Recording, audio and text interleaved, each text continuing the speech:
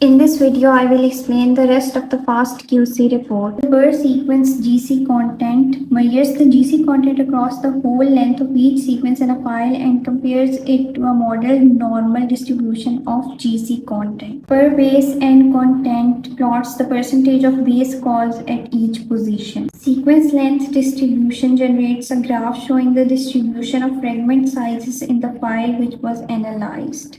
Sequence duplication levels shows us a plot that tells us about the degree of duplication of every sequence. Overrepresented sequences lists all of the sequences which make up to the 0.1% of total. Adaptor content will do a generic analysis of Kmers in your library and it will generate a plot accordingly. Learn more about RNA sequencing data analysis. Join BioCode's course called Command Line Based Practical RNA Sequencing Data Analysis with Linux and R.